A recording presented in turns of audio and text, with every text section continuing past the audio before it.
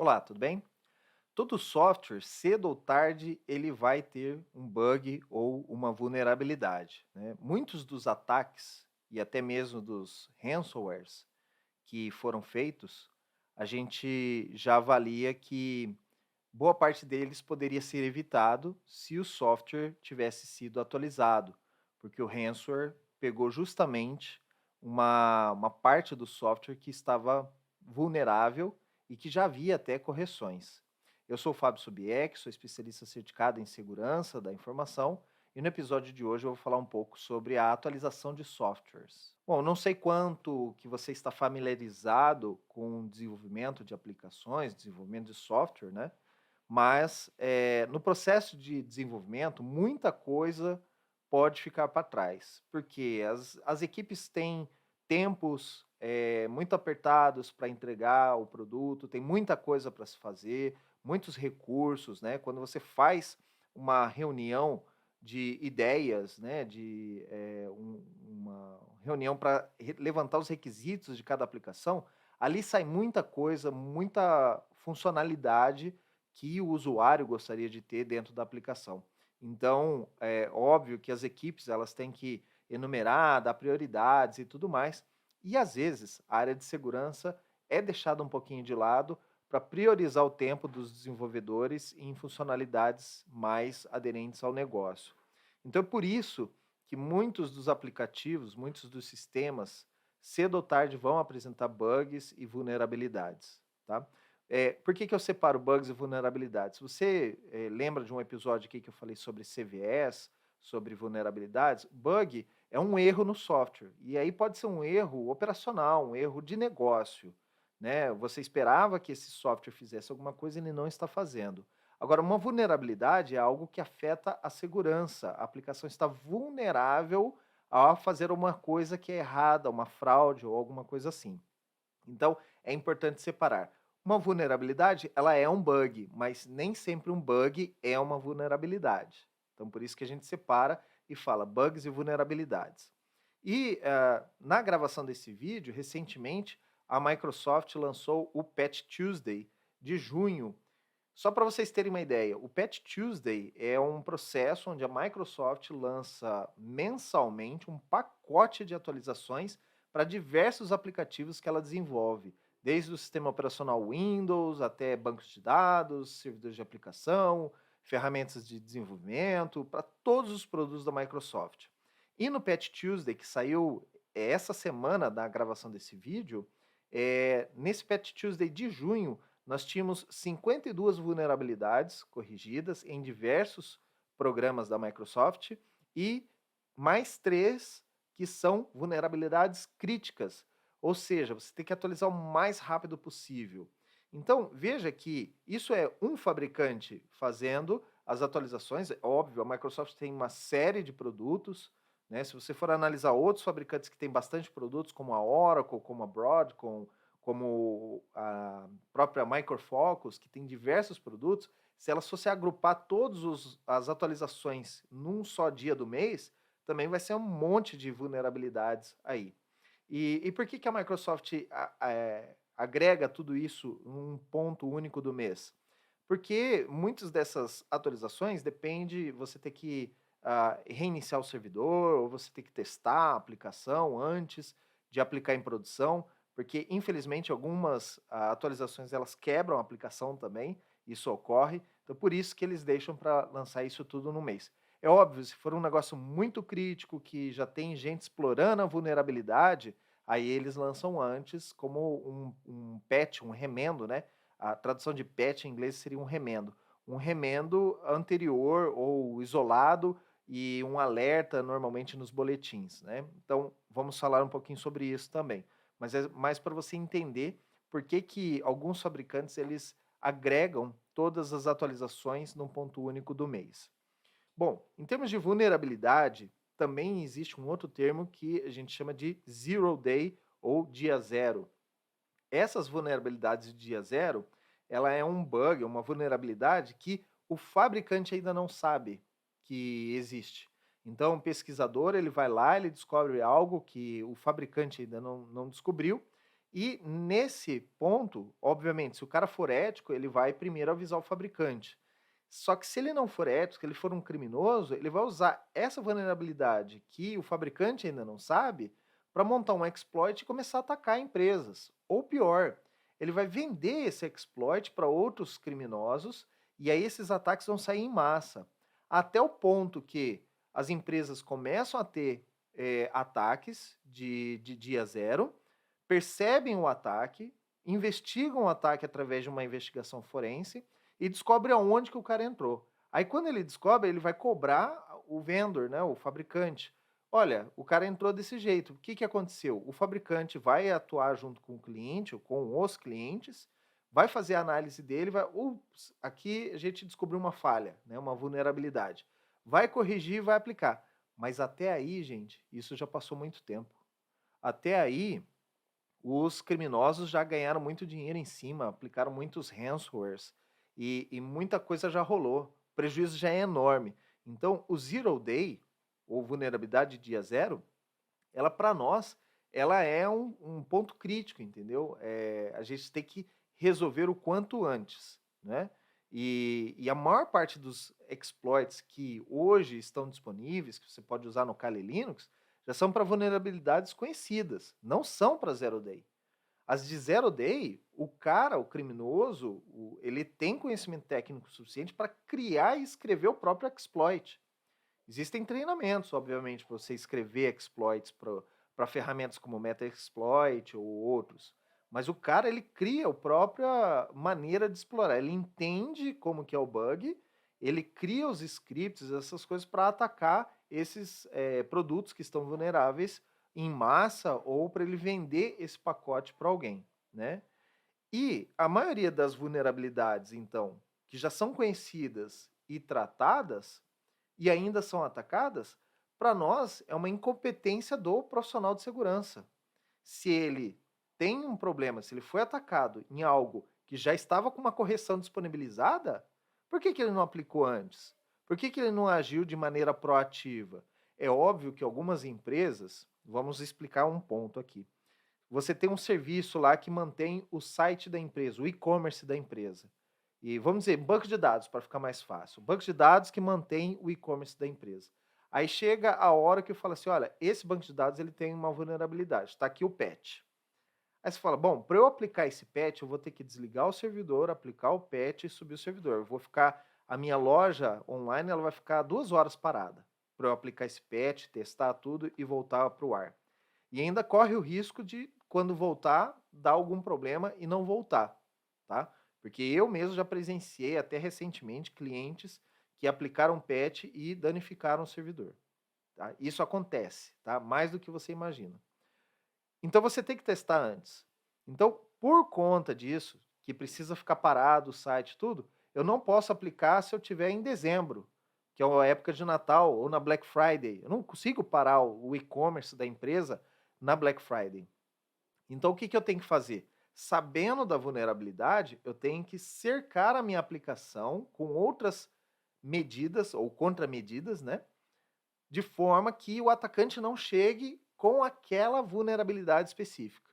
Então, eu tenho que entender como que é o ataque, tenho que proteger a minha aplicação, porque eu não posso atualizar ela, e aí, assim que for possível, assim que der, eu vou lá e atualizo. Acabou o Natal, acabou a época de Black Friday, eu vou lá e atualizo minha base de dados.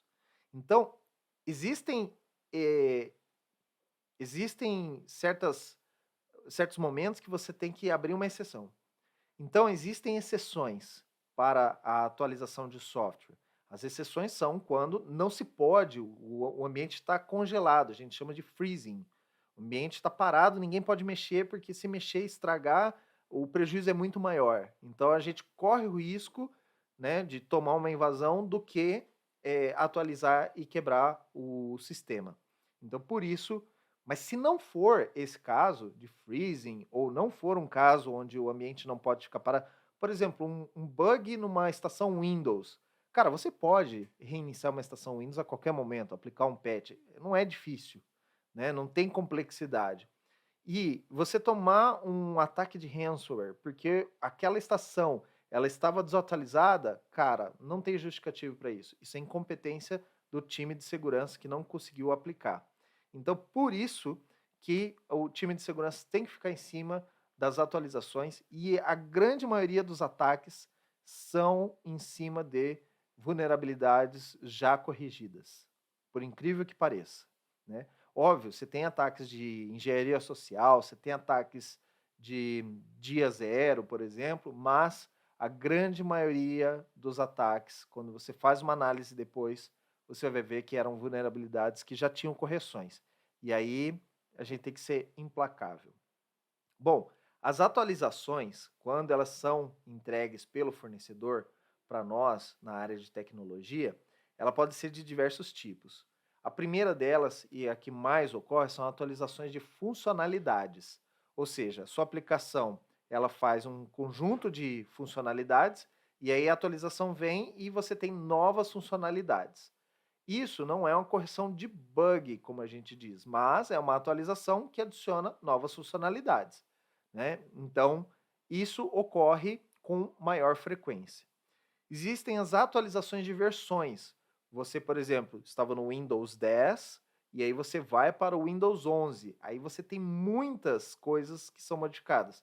Interface, funcionalidades, recursos, a maneira como você fazia uma coisa agora você faz de outro jeito, agrega melhor uso de hardware e outras coisas. Aí são atualizações de grande porte, mudam muito o produto, né? Então, por isso que a gente fala que atualizações de versões são diferentes de atualizações de funcionalidades, ok? E existem as atualizações de segurança. As atualizações de segurança, elas ou são chamadas de Service Pack, ou Support Pack, ou atualizações de vulnerabilidades. Tá? Então, quando vem uma atualização, normalmente o fabricante diz, isso quando você vai atualizar, por exemplo, o seu iPhone, o seu Android, você tem lá, esta nova versão atualiza o quê? Aí tem uma lista de coisas. Ela vai trazer novas funcionalidades, ela vai trazer correções de problemas e correções de segurança, tá? Então é importante, e aí você já que está treinando para a área de segurança, já se acostumar a ler sobre essas atualizações, para ver o que, que vem de correção nesse pacote.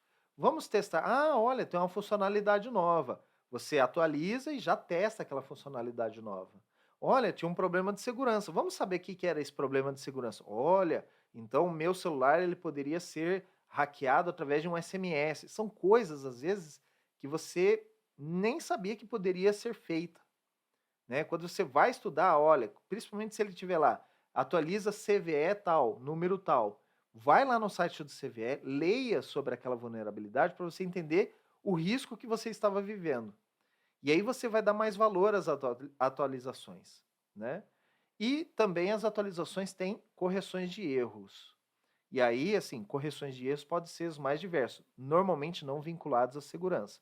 Erros de software, erro de funcionalidade ou alguma coisa assim, né? Uma funcionalidade que deveria funcionar daquele jeito não está funcionando, né? Então são correções de bugs. Para a atualização, as empresas elas podem utilizar softwares de atualização, porque você gerenciar um parque de máquinas muito grande, ainda celulares, e agora com IoTs, com parte de equipamentos também, então fica difícil uma empresa conseguir controlar isso tudo. Então, a maioria das grandes empresas elas têm softwares de atualização. Em casa, você, usuário doméstico, você pode utilizar alguns softwares de antivírus, como o Kaspersky. Aliás, eu não sou pago pela Kaspersky, mas eu gosto do produto, por isso que eu cito muito o exemplo deles. A Kaspersky ela faz uma varredura no seu Windows, por exemplo, e ele te diz, olha, tal software precisa ser atualizado, já tem uma versão nova para ele.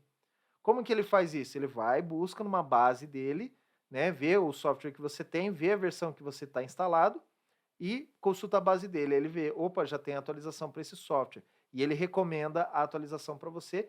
E se você deixar, ele até atualiza para você.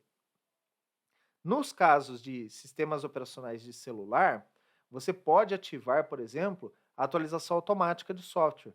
E E aí, quando você coloca o seu celular para carregar de noite, que você está dormindo, ele vai lá de madrugada e atualiza para você. Tanto o sistema operacional quanto as aplicações. Então você tem a atualização do sistema operacional, do iOS ou do Android, e você tem atualizações das aplicações. A aplicação do Google Chrome, a aplicação do YouTube, eles vão atualizando e adicionando novas funcionalidades e corrigindo bugs. Então, quando for possível, deixe essas atualizações automáticas. A empresa, por exemplo, no Windows, existe um serviço chamado WSUS. É um servidor que fica dentro da empresa, ele baixa as atualizações do site da Microsoft para dentro da empresa e dentro da empresa ele distribui para todas as máquinas. Dessa maneira, você economiza acesso à internet. Imagina, eu tenho uma fábrica com 1000 máquinas.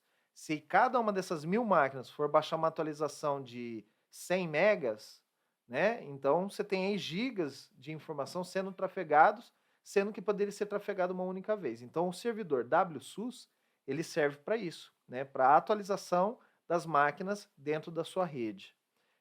O Linux, ele também tem ferramentas semelhantes a essas, são os repositórios.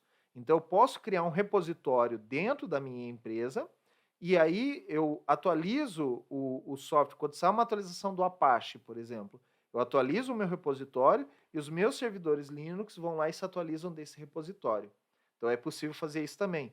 Existem scripts, ferramentas que você pode instalar, agentes que você pode instalar nos servidores e nas máquinas Windows também, para buscarem essa atualização de maneira automática. Outros softwares, por exemplo, eu uso o software WinSCP, que é uma ferramenta para troca de arquivos com servidores Linux.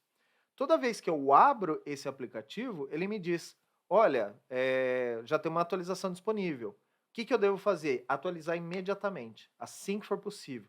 Puxa, agora eu não tenho tempo para atualizar, então deixa lá, né? E quando for possível, eu já sei que tem uma atualização nova.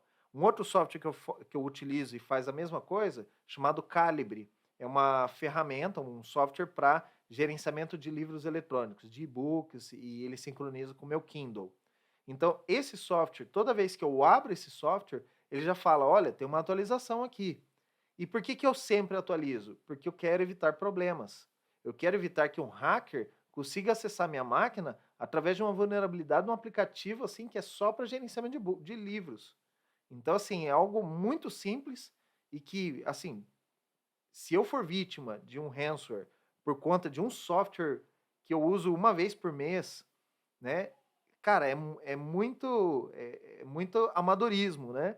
Então, por isso que a gente sempre atualiza. Já outros aplicativos, como o Google Chrome, ele faz a atualização de maneira automática. Quantas vezes você baixou uma atualização do Google Chrome? Provavelmente nenhuma, porque o próprio navegador, ele se atualiza em background. Você nem sabe que ele está sendo atualizado. Mas a Google, se eu não me engano, solta atualizações quinzenalmente ou mensalmente. Se você for lá e procurar no menu do Google Chrome, você vai ver que tem lá algum lugar dizendo que esse software ele está atualizado ou qual a versão dele. Se você anotar esse número de versão e for olhar alguns dias depois, você vai ver que ele já mudou essa atualização. O Firefox, por exemplo, ele também tem atualização automática. Você pode ativar ou você pode deixar a atualização manual. Então, eu pessoalmente não gosto da atualização manual, eu deixo que seja de maneira automática, porque se deixar por mim, eu vou esquecer de atualizar, mas em empresas, como eu citei, algumas atualizações podem quebrar o sistema, então é interessante trazer uma atualização, né, para um ambiente segregado, testar aquela atualização e depois, se deu tudo certo, aí sim aplicar em produção. Então, com ambientes produtivos, a gente tem que ser um pouco mais comedido. Na minha estação, no meu celular, eu posso ativar a atualização automática. Se der algum problema, no máximo eu vou ter que restaurar um backup ou alguma coisa assim, mas é mais difícil de acontecer. Além dos softwares que nós temos nos nossos computadores e tudo mais, existem os firmwares.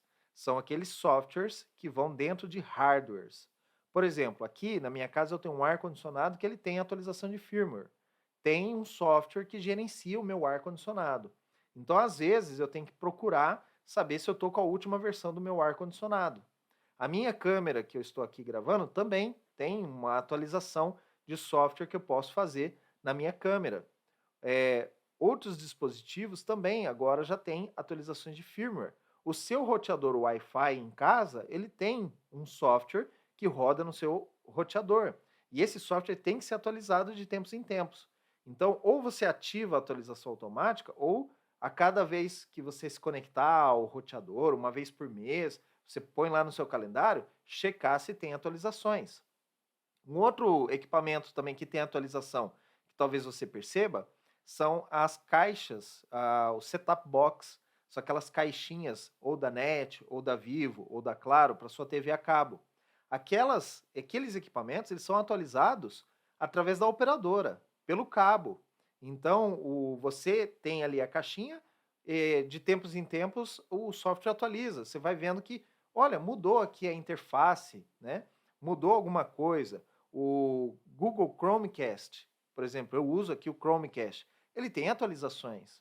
Então, quando tem uma vulnerabilidade, por quê? Porque ele abre portas TCP, ele fala com a sua rede, então pode ter problemas. Um atacante pode utilizar uma vulnerabilidade no seu Google Chrome para invadir a sua casa, para invadir a sua rede, e dali ele poder migrar para outros lugares, né? A gente já viu malwares que infectaram alguns equipamentos desses como roteadores ou aparelhos de TV a cabo, que depois o software, o malware, ficava monitorando toda a sua rede, porque ele está conectado, né, na sua rede residencial, ele ficava monitorando a sua rede, descobrindo quais os dispositivos que você tinha, capturando dados. Então, isso é muito perigoso para você deixar de atualizar. Até mesmo no carro, a gente tem a atualização do kit multimídia lá, do equipamento de multimídia do carro. Você tem que trazer o firmware num USB, espetar o USB no seu carro e atualizar. Então veja que a atualização de software é muito importante e afasta muitos dos problemas da área de segurança. Então por isso que você precisa ter o seu sistema atualizado, o seu computador, a BIOS do seu computador atualizada, para evitar certos tipos de problema. Além disso, você tem que fazer, então, se eu não tenho software e eu sei que eu tenho toda essa preocupação para fazer, eu tenho que monitorar o meu ambiente. Até aqui em casa já está um ponto que eu preciso criar uma lista dos dispositivos para de tempos em tempos eu olhar se tem atualização para a câmera, se tem atualização para o ar-condicionado, para o roteador, para o meu computador pessoal, né, para os equipamentos que eu uso em casa, né, quando não tem essa atualização automática. E para isso, mais uma vez, a gente tem que bater na tecla do inventário de hardware e software. Por que eu bato sempre nessa tecla? Porque grande parte das empresas que eu prestei serviço, que eu trabalhei, não tinha esse inventário. E por pura incapacidade, eu não digo, mas por preguiça, por desídia do funcionário de não atualizar ou não ter um software para fazer o inventário. Se você não tem tempo para fazer inventário, procure um software que faça isso para você. Você instalar agentes ou aquelas spiders, né, que vão pela rede buscando informações, né, através da rede e montando esse inventário para você. Por que você precisa ter um inventário? Para quando você sabe que tem uma vulnerabilidade, né, e a gente vai falar sobre os boletins de atualização, você recebeu um boletim de atualização, você já olha na sua lista, puxa, estou vulnerável, não estou vulnerável, estou tranquilo, certo? Você precisa então ter esse inventário, tanto de hardware quanto de software, porque existem atualizações no hardware, como a gente citou, e muitas atualizações de software, né? E assim, dessa maneira, você pode saber que recebeu uma atualização. Como é que eu sei que existem atualizações? Existem os boletins de segurança. Se eu compro um produto, e um produto muito importante para mim é o Microsoft Office e o Windows e tudo mais, eu vou assinar o boletim de segurança, a newsletter de segurança da Microsoft. Ou, se eu tenho um produto muito importante, um Oracle, alguma coisa, eu vou assinar a lista da Oracle. Assim que tiver atualizações, a Oracle manda para essa lista, dizendo, olha, tem atualização crítica, vulnerabilidade crítica no software tal, atualizem seus ambientes. E aí você pode atender essa demanda. Em empresas, tem uma pessoa, às vezes, encarregada só de olhar essas listas, para saber se tem vulnerabilidades novas que foram anunciadas. Ou consultar o CVE, como eu falei no episódio passado, né? Consultar o CVE para saber se tem vulnerabilidades e se precaver, certo? Existem outros boletins, como por exemplo o boletim do CISA, que é uma entidade americana, então o boletim vem em inglês, mas eles coletam dados da Adobe, da Oracle, da Microsoft, da SAP, gente do mundo inteiro, e agrega nessa lista dizendo, olha, nessa semana foram anunciadas vulnerabilidades críticas desses softwares. Mas ali vem muita coisa, muito software. Então você dá uma pesquisada ali, roteadores Cisco, essas coisas. Então você vai ver mais ou menos o que eu tenho no inventário e procurar nesses boletins, né? Para saber se eu estou vulnerável ou não. Então, por isso, eu preciso ter a minha lista do inventário. Também existem ferramentas de monitoramento que podem fazer isso para você. Você não precisa fazer esse trabalho manual, né?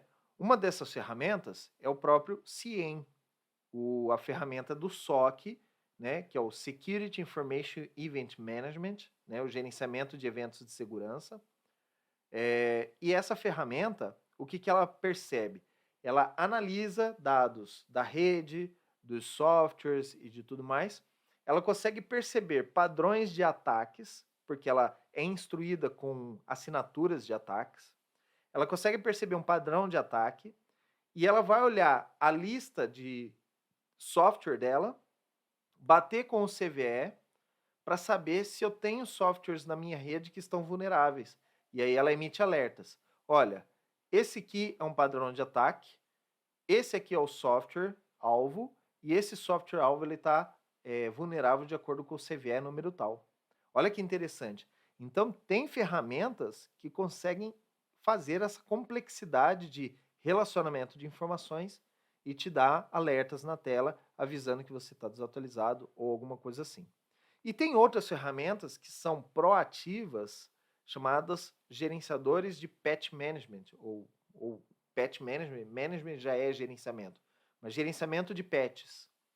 Essas ferramentas de gerenciamento de patches são desenvolvidas exclusivamente para manter o seu inventário e validar seu inventário com as atualizações. Então ela é alimentada por esses boletins de segurança e ela valida com os softwares que você tem na sua rede, na sua empresa, e consegue bater e falar, olha, tal software é vulnerável.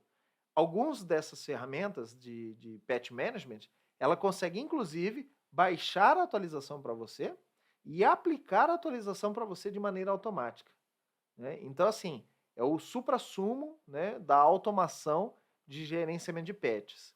E é uma ferramenta que eu pessoalmente falo que é muito fácil justificar o custo dela, porque obviamente não é uma ferramenta open source, né?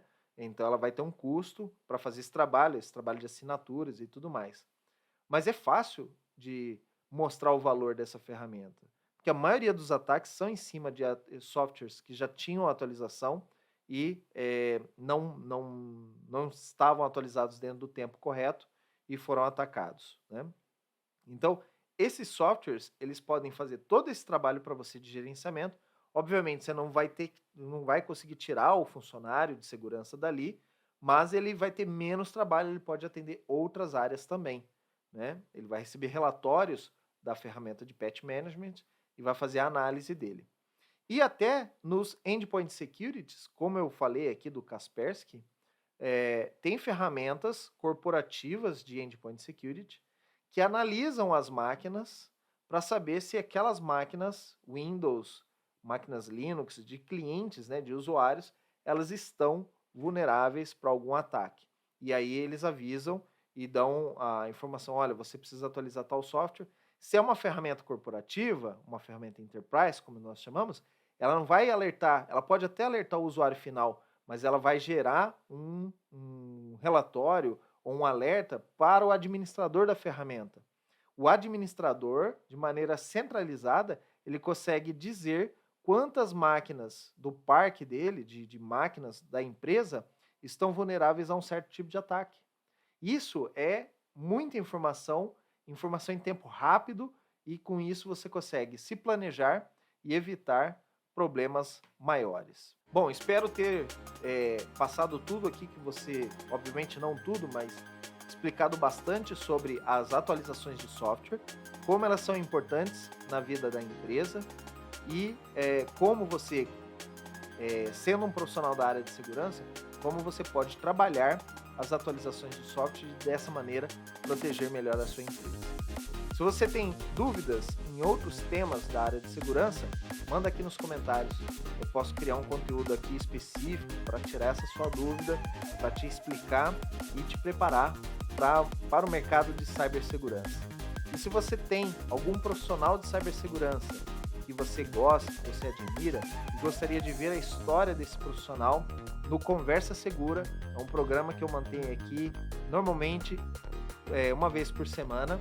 Eu trago esses profissionais para um bate-papo, para uma conversa, e aí eu tento descobrir deles como foi o começo de carreira, como eles aprenderam, dicas que eles dão, essas pessoas dão para quem está começando na área de cibersegurança. Então, se você tem um profissional que você admira, sugira aqui nos comentários também, e aí eu posso buscar este profissional e trazê-lo aqui para entrevista, né? Ou essa profissional, né? Se for uma mulher, trazê-la aqui para uma entrevista, para um bate-papo, e dessa maneira você conhecer um pouco mais da história dessa pessoa que você admira.